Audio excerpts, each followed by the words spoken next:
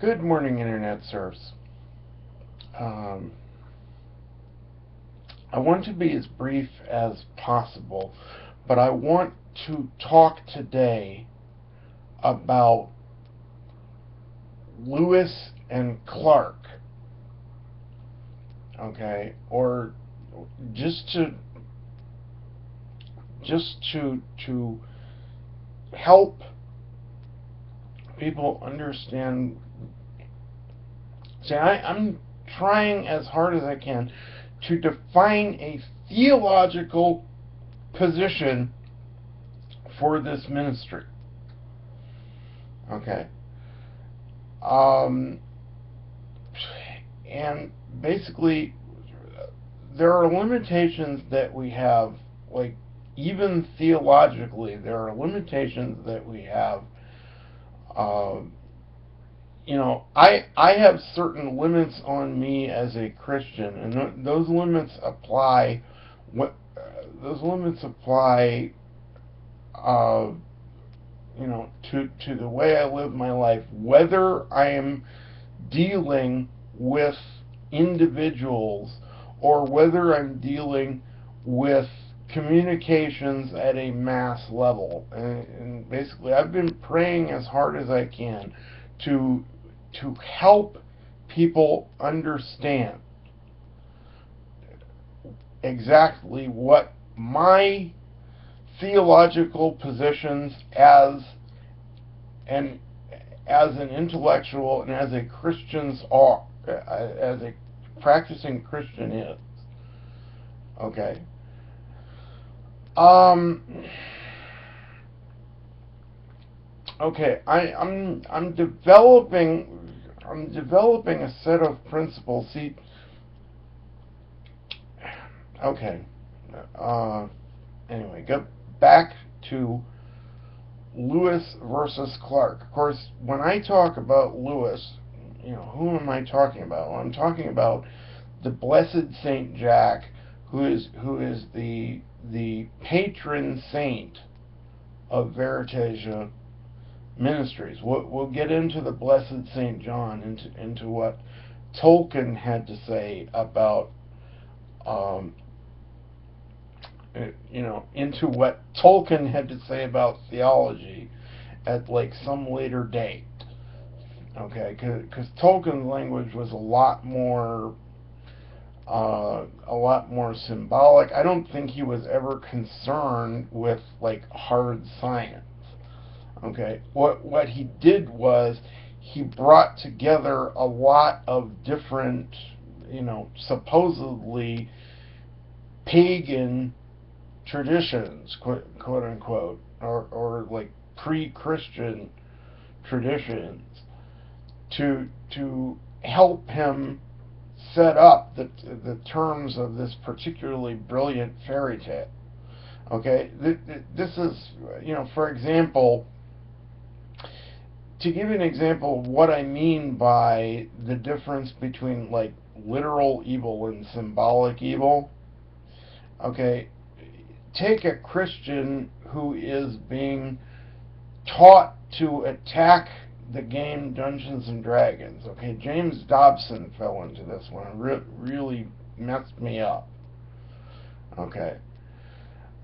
What you don't understand unless you study it out is that the whole game of Dungeons and Dragons, with all its supposedly pagan symbols and so on and so forth, actually began by the law of unintended consequences. It was an unintended consequence of the work of John Rule Tolkien. Now, you have to agree that Tolkien was a Christian.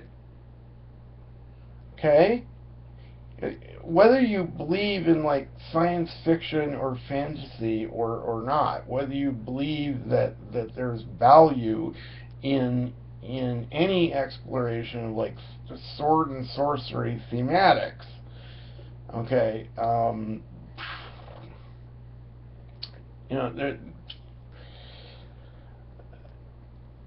just talking about like intellectual themes right now. Well, let me stick to Lewis and Clarke. Okay, it's my contention. It's His Majesty's contention that C.S. Lewis actually helped to provide a proof of Clarke's law. And by Clarke, I mean Arthur C. Clarke. Okay? I'm expecting that, like, everybody across my public will admit that Arthur C. Clarke was a scientist. Okay? And Arthur C. Clarke formulated something that today is called Clarke's Law. He stated that any sufficiently advanced technology is indistinguishable from magic. Okay? Now, what I was struggling with is that the way most people like to go about things when, for example, their primary proposition is that, quote unquote, there is no God. Okay, whether you believe that it's the Christians who are being illogical, the Hindus who are being illogical, the Taoists who are being illogical, whatever. Again, principle that applies across religious systems. Let's put it that way. Okay. With all due respect to Mr. Richard Dawkins, the problem with saying that, as a general proposition, that, like, no Christian can be a real scientist, okay? No creationist can be a real scientist. The problem with that, it goes deeper than that. What Mr. Dawkins is actually calling for, and I'm going to call him out on his evil, okay, what Mr. Dawkins is actually calling for is a system of matter over mind. Okay? Because here's the thing. If any sufficiently advanced technology, science, if any sufficiently advanced science is indistinguishable from magic, then by definition, all systems of magic are functionally equivalent to science. Okay? You junk theology, okay? You junk the God principle. You treat religion as a disease, and by any definition whatsoever, you get exactly what you want, which is a universe in which there is no God and mindless matter prevails. In other words, the outcome Richard Dawkins actually desires is that he dies dead and goes poof, and there is no hell. Okay? And let's not even get into, will Richard Dawkins meet Jesus Christ in some eternal dimension? Okay, let's not even get into, am I judging Richard Dawkins on religious terms? No, I'm trying not to, because I'm been commanded not to. But what I'm saying is, Richard Dawkins is violating one of his own best laws, Clarke's Law. Okay? If you eliminate all religion from the planet Earth, okay, because you're treating religion as a disease, then you're left with, at most, you're left with the so-called morality of, an already proven thought experiment called Brave New World. Okay? You're left with moral conditioners who have junked all the old religions, and a culture of men who are basically obsessed with death, obsessed with sex, obsessed with reproduction as production. And that's even before you get into the eternal consequences. So like either you're finite or you're infinite, and basically either way, Mr. Dawkins, either way, you're wrong. Okay? If you're an infinite being, you're wrong because you're defying another infinite being. Okay, or, well, let me back up and define terms here. If you're an eternal being, you're wrong because you're defying another eternal being. Okay, if I'm right and God created the universe, or the universes, hello M theory. But the problem is that, like, spontaneous generation, quote unquote, without God, spontaneous generation without God, according to Clarke's law, it can't happen. Okay? Because basically, as another friend of mine put it, the problem that Christians have with atheism is that, like, you want to believe in magic without a magician. Okay, you want to believe in magic without a magician.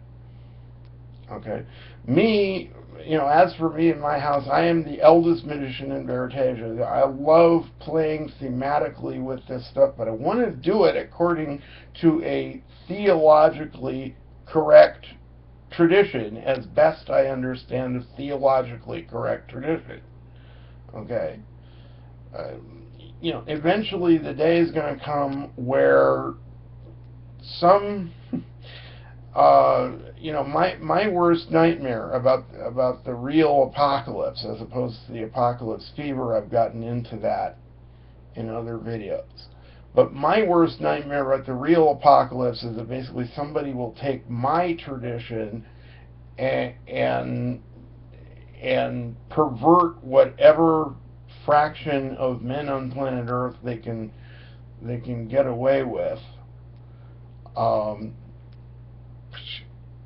It's basically, all right, there are implications for politics.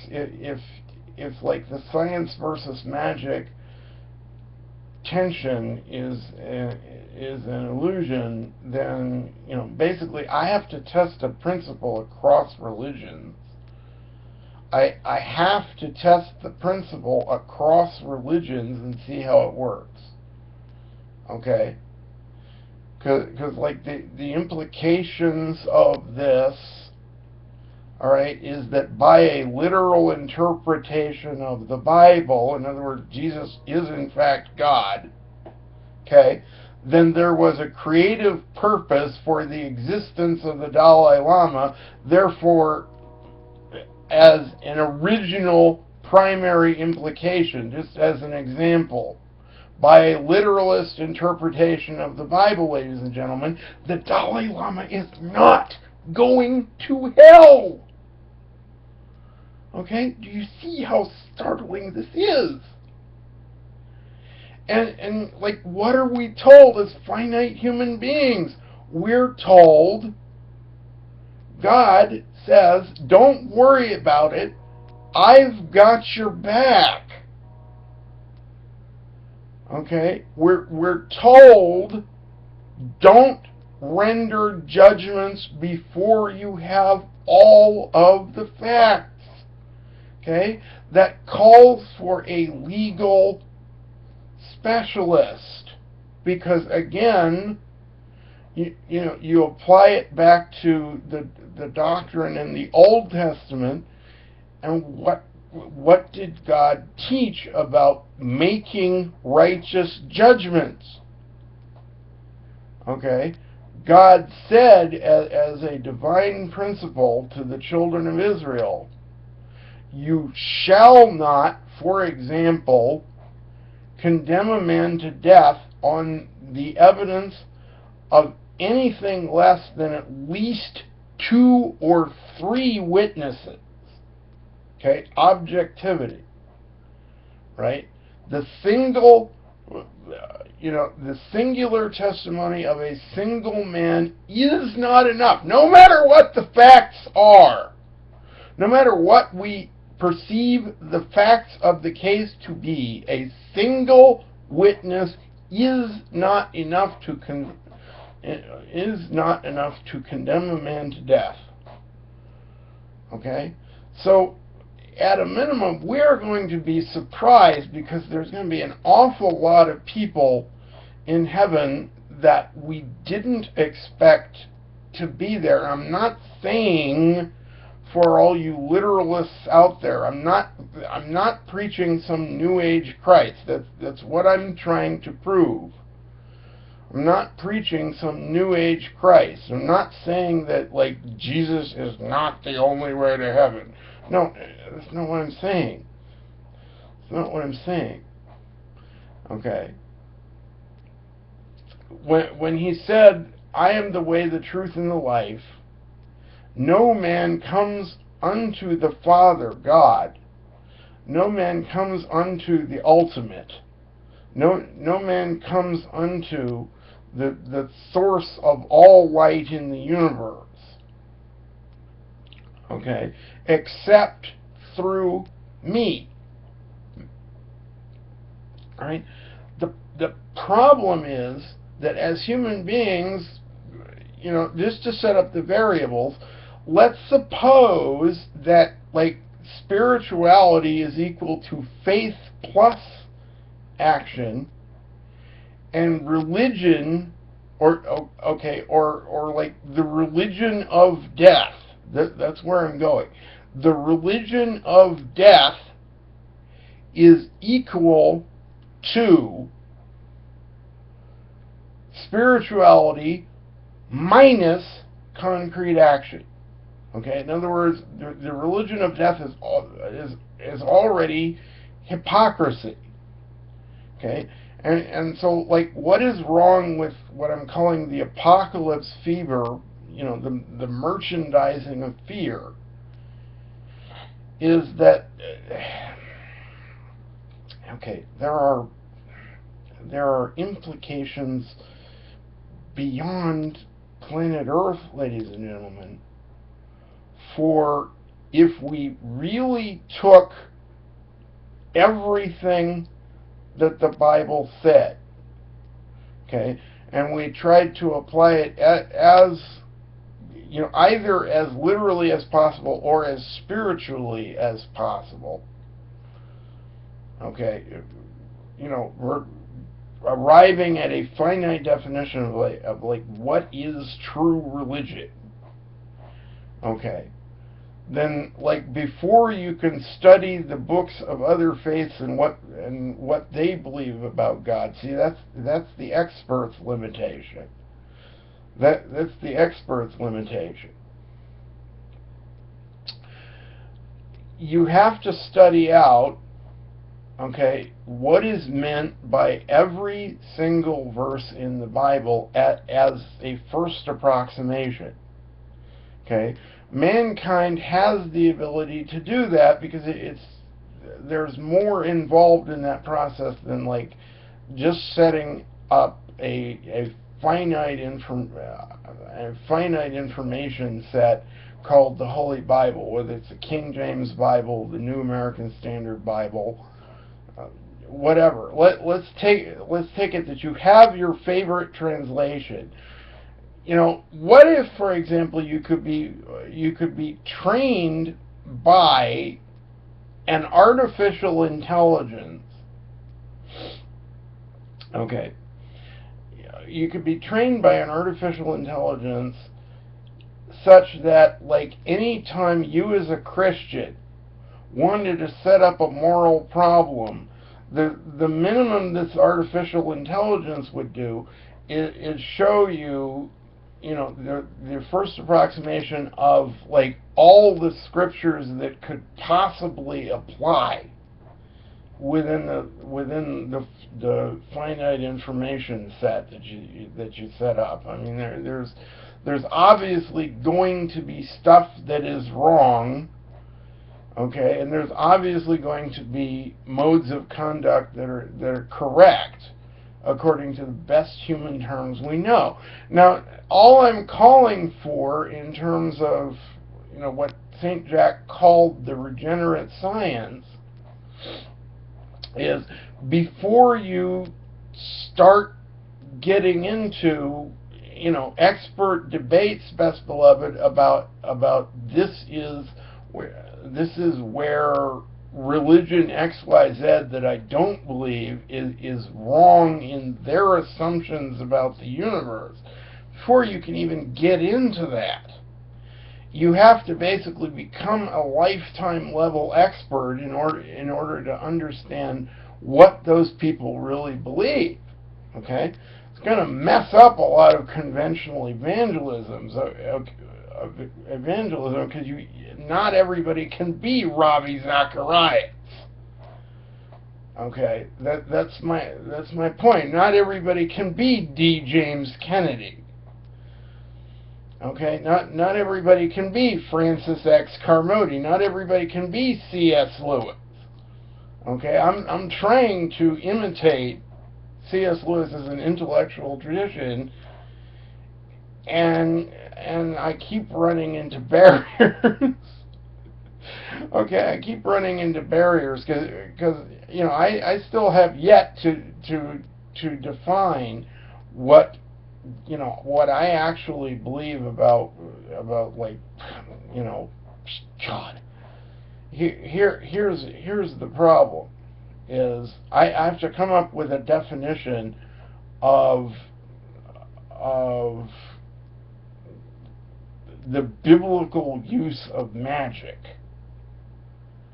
Okay, and I have to do it in such a way that, like, the moment I say that I don't believe in A Course in Miracles, or the moment I don't say that I believe that that Mary Baker Eddy had anything valuable to say.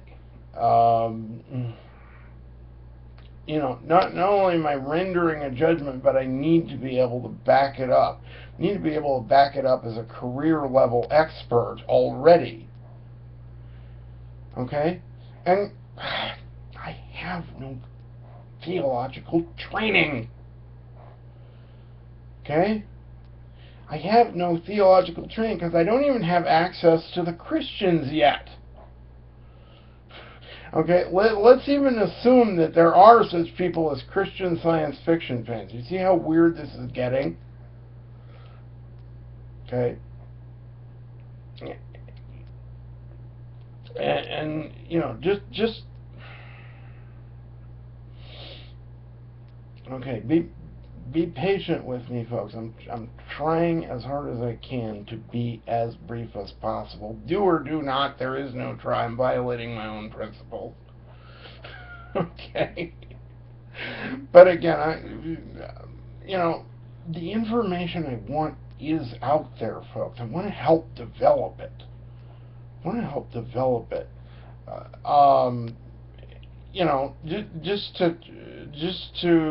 Let's take the average conspiracy theory that like ultimately the atheists are going to take over the world. Okay. Ultimately the Darwinists are going to take over the world. See, that's the emotional source of the whole creation versus evolution debate. Okay. And the reason that I object so strongly to Richard Dawkins is not so much because he's talking to his own people in a certain way, but he's also talking to all of my people with contempt, just on the basis of like a priori assumptions. Okay, so my challenge to Mr. Dawkins is, Clarke's law says you're being a bad scientist, sir. Okay, that's the best challenge I can make to Richard Dawkins at this point. But anyway, so, basically we've got Lewis and Clarke reconciled. Alright. That would be a good morning's work in and of itself, but of course I'm going to continue working until I get the problem cracked. So I will see you later, best beloved. Bye-bye.